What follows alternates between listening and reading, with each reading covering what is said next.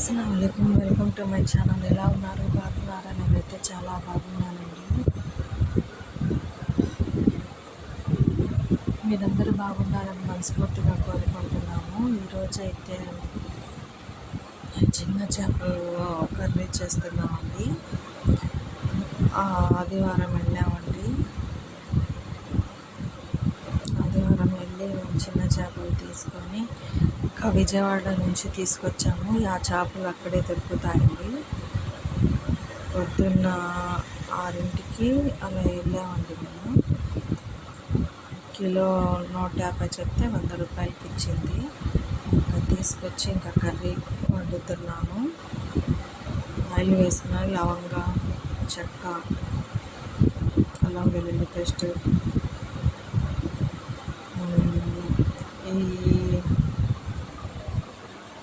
ఉల్లిపాయ పేస్ట్ ఒక సగం ఉల్లిపాయ అండి, సగం కోసి ఇంకా పేస్ట్ చేసి, అల్లం వెల్లుల్లి కొద్దిగా కరివేపాకు, 3 పచ్చిమిరపకాయలు మధ్యలో కొద్దిగా కోసుకొని వేసేసుకున్నాము. పసుపు బాగా వేయించుకున్న తర్వాత కారం వేసుకోవాలి.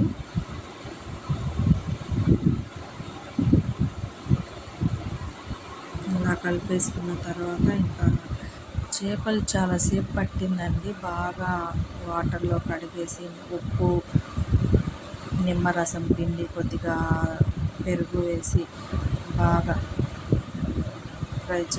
బాగా కడిగేసుకున్నామండి.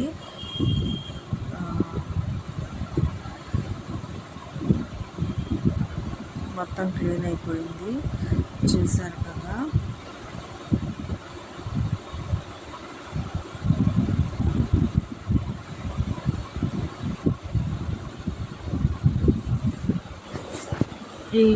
ఈ చేపలు మా రెండో అక్కయ్య చాలా తీసుకొని తింటారండి వీళ్ళు. మా అక్కయ్య వాళ్ళు చెప్తేనే బాగుంటాయి, వండుకుంటే ఉప్పు వేసేసామండి. మా అక్కయ్య వాళ్ళు ఇలాంటి చేపలు ఎక్కువగా తీసుకొని తింటారంట. చాలా బాగుంటుంది కర్రీ అని చెప్తే ఇంకా మేము కూడా తీసుకొచ్చుకున్నాము.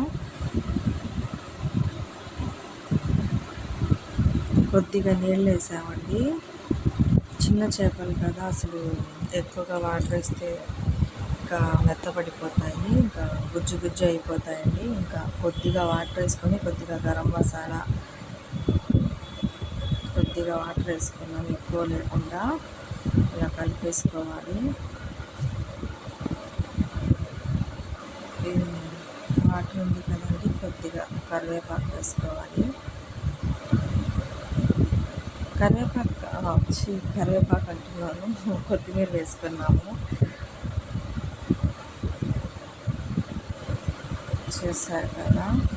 ఈ రెసిపీ కనుక మీకు నచ్చినట్లయితే లైక్ చేయండి, షేర్ చేయండి, సబ్స్క్రైబ్ చేయండి.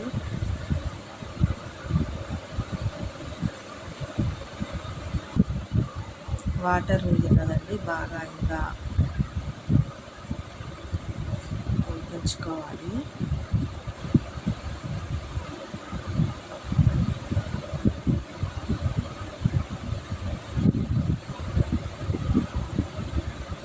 మూత పెట్టేద్దాము.